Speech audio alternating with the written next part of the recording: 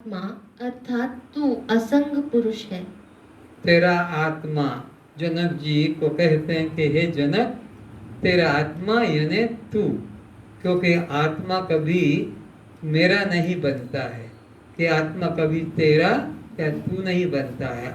आत्मा सब में मैं रूप में ही विद्यमान रहता है। मैं और मेरा, ये दो चीजें, तो मेरा होता है वो संबंधवाचक होता है, और मैं जो होता है वो कर्तावाचक होता है। तो तू साक्षी दृष्टा चैतन्य आत्मा है, तेरा कोई संबंध ही नहीं है। तेरा किसी से सजातीय विजातीय एवं स्वगत भेद संबंध नहीं है। 3 तरह के संबंध होते हैं, सजातीय, विजातीय और स्वगत, वो संबंध है। लेकिन जो असंग होता है वो तीनों संबंधों से रहित होता है। सजातीय होने के लिए उसको एक और अपने जात वाला चाहिए, ये हमारी जात का सजातीय, या विजाति होने के लिए भी कोई अन्य जात का अपने से हो, मनुष्य और जैसे पशु है वो विजाति हो गए, वो चाहिए। और स्वगत संबंध होने के लिए भी, जैसे वृक्ष के ये डाल है, ये डाल है, ये शाखा, ये प्रतिशाखा, ये पत्ते हैं, ये पुष्प है, ये फल है, ये मुख इसका जड़ है, ये अपने अंतर्गत भेद को स्वगत भेद कहते हैं। हमारे जैसे आँख, नाक, कान, हाथ, पैर, मुख, ये स्वगत है। आत्मा निराकार है, तो निराकार होने से उसके स्वगत भेद भी नहीं, अद्वितीय होने से कोई सजाति भी नहीं और कोई विजाति भी नहीं। तो हे जनक, तू असंग आत्मा है, तेरा कोई सजाति भी नहीं, क्योंकि एक ही आत्मा है। सजाति होने के लिए 2-4 चाहिए, तेरा कोई विजाति भी नहीं है। कोई माया को विजाति कह दो तो माया की कोई सत्ता ही नहीं है, और वो ब्रह्म से भिन्न भी नहीं है। तो तू ऐसा असंग आत्मा है। जैसे आकाश पृथक पृथक घट मठ में विभाजित हुआ सा प्रतीत होता है। एक मिनट रुको, आप क्या राम को, रमेश, असंग ब्रह्म सिद्ध कर सकते हो? सुकान,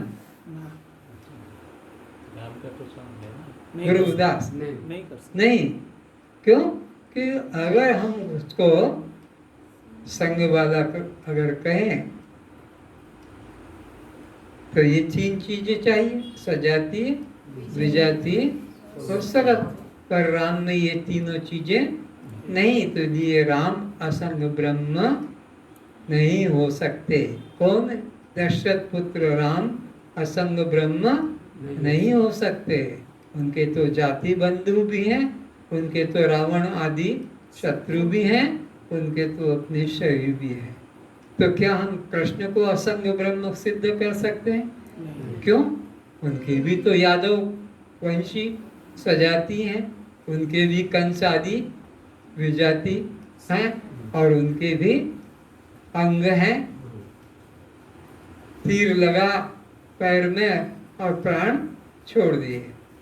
तो कोई भी शरीरधारी असंग ब्रह्म नहीं हो सकता, ये पक्का निर्णय कर लो। कोई भी शरीरधारी, 4 भुजा वाला हो कि 3 टांग वाला हो, जो भी हो, वह असंग ब्रह्म नहीं हो सकता, जाने दो। तो राम को, दशरथ पुत्र राम को अखंड ब्रह्म सिद्ध करो, अखंड ब्रह्म। क्यों? क्योंकि वो एक देश में थे, एक काल में थे और एक रूप में। बहुत सुंदर, बहुत सुंदर। देखो, कोई की बुद्धि काम नहीं करी, ये बात खट से निकल गई। वो राम शरीरधारी अखंड ब्रह्म नहीं, क्योंकि उनका एक देश था, एक उनका काल था, एक उनका रूप था। तो कृष्ण को भी असंग अखंड ब्रह्म सिद्ध कर सकते हैं? बोलो क्यों? वो भी एक मथुरा देश में थे, वो भी अपना द्वापर युग में थे या अपना वृंदावन में थे। तो शरीरधारी कोई भी अखंड या असंग ब्रह्म नहीं हो सकता। केवल आत्मा ही अखंड और असंग ब्रह्म है। और हे जनक, वह तू ही है। तेरा कोई जाति, कोई शत्रु और कोई रूप नहीं, क्योंकि तू निराकार आत्मा है। और तेरा कोई देश नहीं, तेरा कोई काल नहीं, तेरा कोई रूप नहीं, तू ही इसलिए अखंड है। तो आत्मा ही अखंड और असंग हो है, और कोई शरीरधारी नहीं। जैसे आकाश पृथक पृथक घट मट में विभाजित हुआ सा प्रतीत होता है, किंतु आकाश एक अखंड ही रहता है, इसी प्रकार अनेकों देह के कारण आत्मा भेद वाला प्रतीत होता है, किंतु आत्मा एक अखंड ही रहता है। अनेक पानी के पात्रों में सूर्य अनेक प्रतीत होने पर भी सूर्य तो एक अखंड ही रहता है। यह देह प्रत्यक्ष में पिता माता के रजवीर्य या पंचभूतों का कार्य है, जिसका जन्म हुआ है, एक दिन मृत्यु अवश्य घटेगी। ये जो शरीर आप हमारा है, बल्कि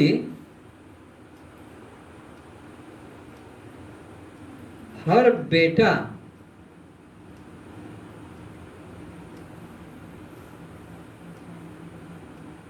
माँ भी मानता है और वो पति भी होता है।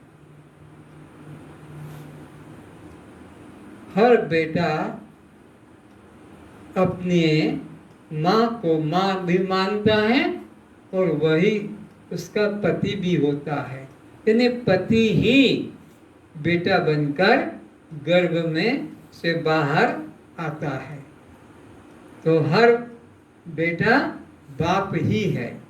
हर बेटा जो निकला है वो बाप ही निकला है, या हर बेटा जो निकला है गर्भ से वो पति ही रूप में से निकला है।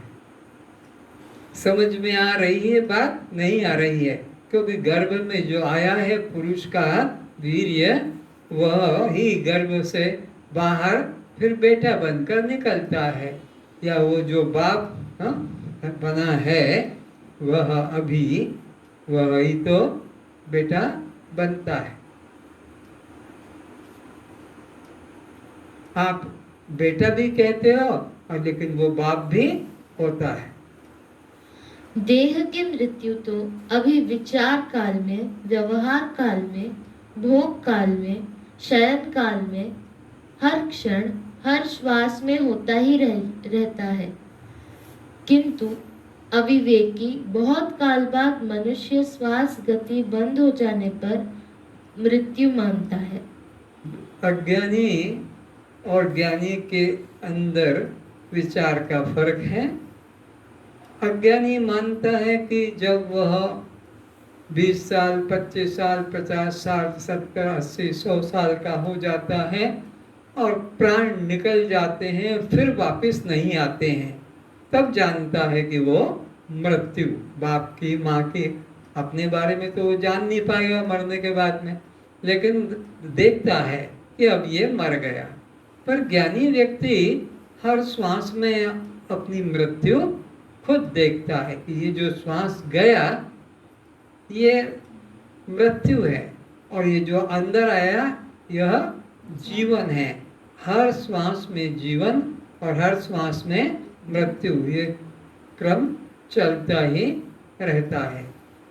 एक साथ बहुत समय बाद मानता है अज्ञानी मृत्यु को, और ज्ञानी हर श्वास में अपने देह की मृत्यु को देख रहा है, इसलिए हर समय सावधान रहता है, क्योंकि वो हर श्वास में मृत्यु देखता है। और अज्ञानी बुढ़ापे में कर लेंगे, अभी क्या है, बहुत दिन है, अभी तो खाने पीने के दिन है, शादी की है, बच्चा अभी हो रहा है, अभी घूमने जाना है, ये करना है, अभी तो बहुत है। लेकिन ज्ञानी हर श्वास में देह की मृत्यु को देखता है। इसके लिए अज्ञानी व्यक्ति पंडित ज्योतिषी द्वारा अपने जीवन काल अभी कितने वर्षों का है इसके बारे में पूछा करते हैं एवं मृत्यु की माह दिन समय पूछकर लिख रखते हैं, जबकि उस पंडित ज्योतिषी को भी अपने जीवन काल का पता नहीं रहता है कि कितने समय बचेगा। यह देह पूर्व काल में नहीं था, मृत्यु काल के बाद भी नहीं रहेगा, इसीलिए अनित्य है। तो नित्यानंद स्वरूप चेतन आत्मा है। शरीर जड़ है, विकारी है, तो निरीह शांत साक्षी है, इसी साक्षी भाव में स्थित रहे।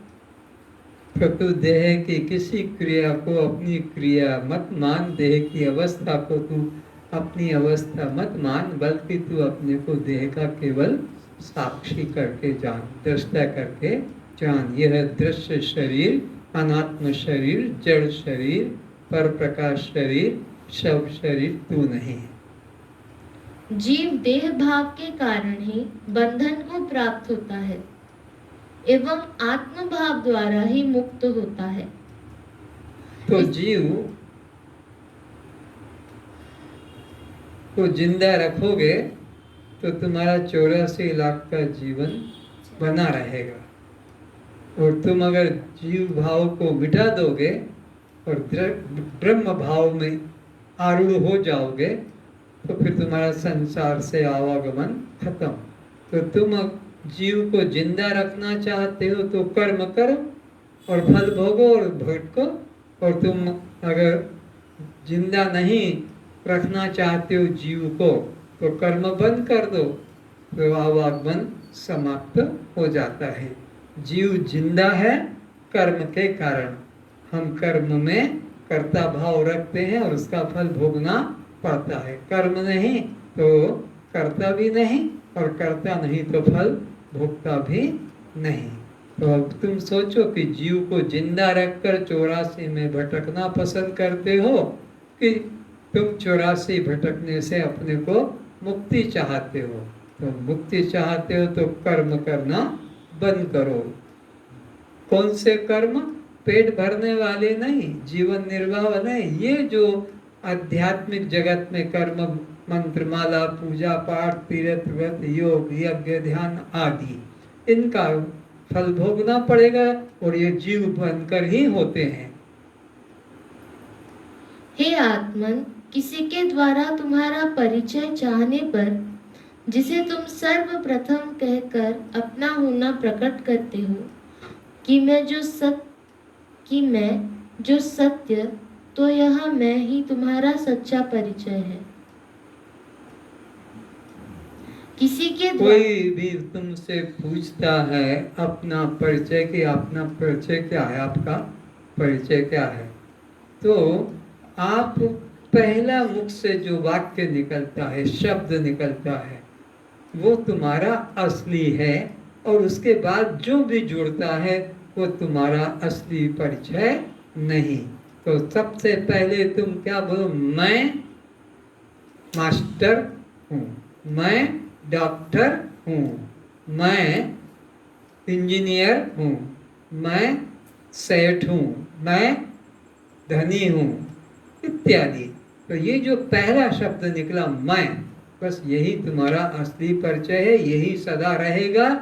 चाहे जो भी उपाधि बदले, लेकिन मैं लगा रहेगा। मैं मास्टर, मैं डॉक्टर, मैं बाप, मैं बेटा, कि मैं भाई, कि मैं पति, कि मैं पत्नी, मैं ये मैं ही नित्य है और यही तुम्हारा शुद्ध स्वरूप है।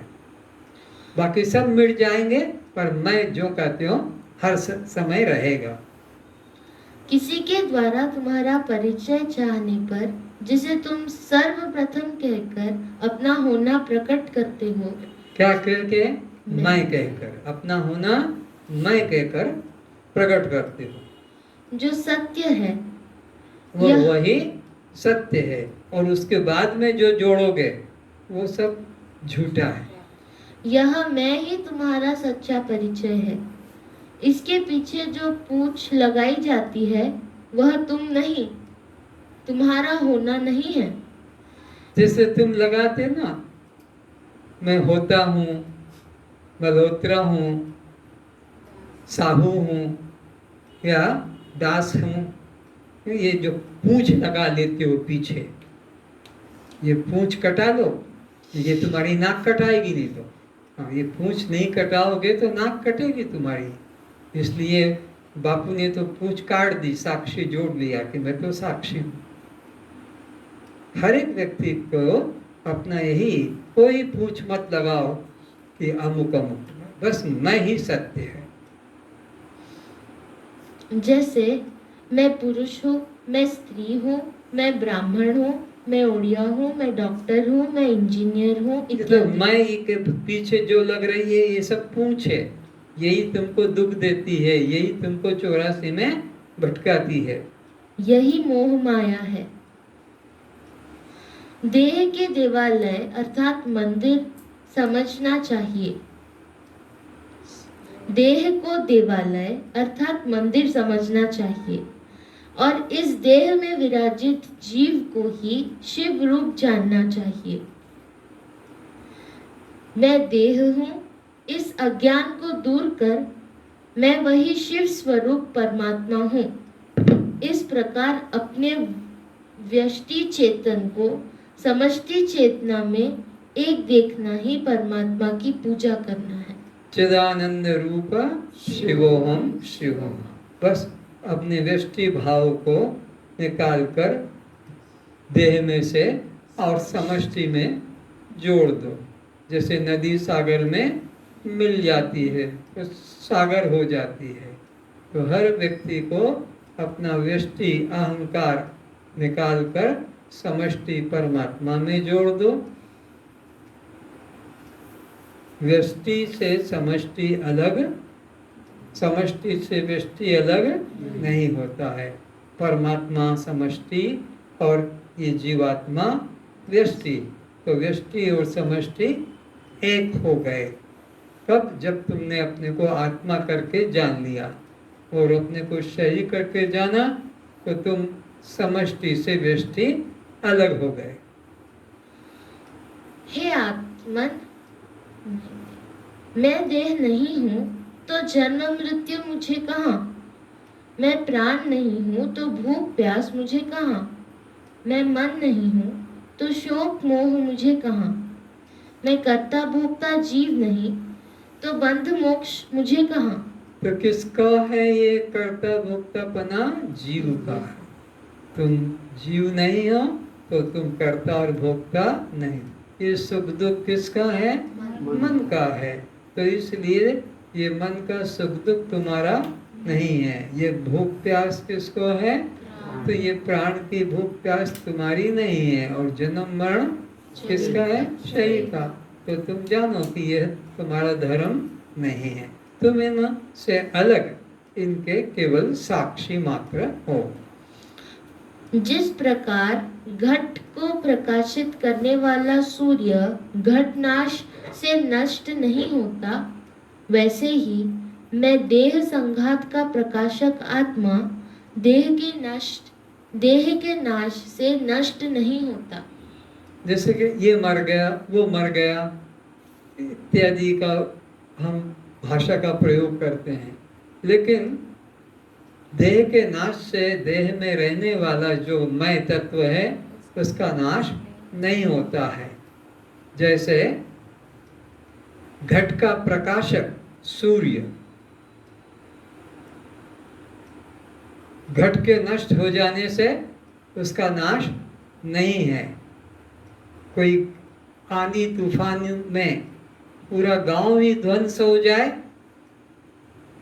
लेकिन उसका जो प्रकाशक सूर्य है उसका नाश नहीं होता है। तो देह के नाश होने से देह का जो प्रकाशक देह में स्थित चेतन आत्मा है उसका नाश नहीं होता। वही अविनाशी आत्मा है। जनक तुम हो, ये विनाशी शरीर तुम नहीं। जिस प्रकार घड़े में मदिरा या मल भरे रहने से घड़े का आकाश उस गंध को कभी ग्रहण नहीं करता है और न अपवित्रता का ग्रहण करता है, वैसे ही देह उपाधि के धर्म कर्म को मैं आत्मा ग्रहण नहीं करता हूँ, अर्थात आत्मा सदा असंग ही रहता है। जिस तरह घर में होने वाली क्रियाओं का दीपक के साथ किसी प्रकार का संबंध नहीं रहता है, उसी प्रकार दृश्य देह संघात साक्ष्य के धर्म भी साक्षी रूप मुझ आत्मा का स्पर्श नहीं करते हैं। अभी यहीं पर समझो, ये लाइट जल रहे हैं, कोई दीपक जल रहा है और इस दीपक के प्रकाश में अभी अष्टावक्र गीता का स्वाध्याय चल रहा है। इसको रखकर रामायण शुरू कर सकते हैं। उसके बाद में तुम कोई पुराण पढ़ सकते हो। इसके बाद में भोजन क्रिया यहाँ पे कर सकते हो। उसके बाद में तुम यहाँ पर कुछ मनोरंजन का कुछ खेल खेल सकते हो कि चलो कैरम खेल रहे हैं कि ताश खेल रहे हैं। इसके बाद में तुम उठकर चले जाते हो टहलने के लिए, पर वो दीपक ज्यों का त्यों जल रहा है, वो लाइट का प्रकाश ज्यों का त्यों, उसको कोई मतलब नहीं कि तुम यहाँ पे ताश खेलते हो कि जुआ खेलते हो कि भोजन करते हो, शाकाहारी है या तुम्हारा कोई और प्रकार का आहार है, कि तुम चोरी कर रहे हो कि हत्या कर रहे हो कि भोग कर रहे हो, वो केवल प्रकाश मात्र। ऐसे ही तुम इस शरीर की प्रत्येक क्रिया जो भी हो रही है उसके प्रकाशक हो। 5 कर्मेंद्रियों के, 5 ज्ञानेंद्रियों के और अंतःकरण के, तुम इन 14 त्रिपुटियों के प्रकाशक हो। जो जो करेंगे उनका वो फल भोगेंगे, पर तुम्हारे से उसका कोई संबंध नहीं। ये इसी सूर्य के प्रकाश में सुबह से तुम देखते हो लोग अपने अपने काम में खेतों में लग जाते हैं, कोई कहाँ कोई कहाँ कोई कहाँ, कोई अच्छे में कोई बुरे में, लेकिन सूर्य को कोई अच्छे बुरे का संपर्क नहीं, वो केवल प्रकाश देता है। तो तुम इस शरीर में केवल प्रकाशको करता भोक्ता, जो जस करे सो तस फल चाखा। जीव करेगा तो जीव फल भोगेगा, तुम तो उसके साक्षी मात्र हो। हे आत्मन, यह शरीर क्षेत्र नाम से कहा जाता है और इसे जो जानता है उसे क्षेत्रज्ञ नाम से तत्व को जानने वाले ज्ञानी जन कहते हैं। इसीलिए कहा है किसी संत ने, तुलसी यह तन खेत है। क्या कहा? तुलसी यह तन खेत है। खेत में जो किसान डालता है, और मन वच कर्म किसान, ये 3 किसान हैं। कोई मन से कर्म करता है, कोई वाणी से और कोई हाथों से। तो तुलसी यह तन खेत है, मन वच कर्म किसान। पुण्य पाप 2 बीज है, भवे सो लहे निदान। जो बोएगा उसको उसी के हिसाब से सुख दुख की फल की प्राप्ति होती है। तो ये शरीर क्षेत्र है और इसमें रहने वाला जो जीवात्मा है, कर्म करने वाला, वो क्षेत्रज्ञ कहलाता है। तो क्षेत्र के नाश हो जाने से भी क्षेत्रज्ञ का नाश नहीं होता है। जैसे खेत में बोए हुए बीज का उनके अनुरूप ही फल समय पर प्रकट होता है, वैसे ही इस देह में रहने वाले जीवात्मा इसमें बैठ जैसे कर्म बीज बोता है, उसी अनुसार सुख दुख रूप में उसे फल प्राप्त होता है। इसलिए भगवान ने कहा है, कर्मण्यवाधिकारस्ते मा फलेषु कदाचन। एक जीवात्मा कर्म करने के पहले सोच ले, समझ ले, 1000 बार मौका दे रहा हूँ, कर लेगा तो फिर तेरी कोई सुनने वाला, अब तो जो बोया है वो काटना ही पड़ेगा। बोने के पहले सोच ले कि ये कर्म या ये बीज मुझे करना ठीक है कि नहीं। कर लिया तो भोगना ही, जो जस करई सो तस फल चाखा। इसीलिए इस शरीर का नाम क्षेत्र से कहा गया है और जीवात्मा को क्षेत्रज्ञ कहा गया है। क्यों क्षेत्र कहा? यहाँ जो कर्म करेगा उसका फल, जैसे किसान खेत में जो बीज डालता है उसको वो फसल मिलती है, वैसे ही जो जीवात्मा यहाँ कर्म करेगा वही वो फल भोगेगा।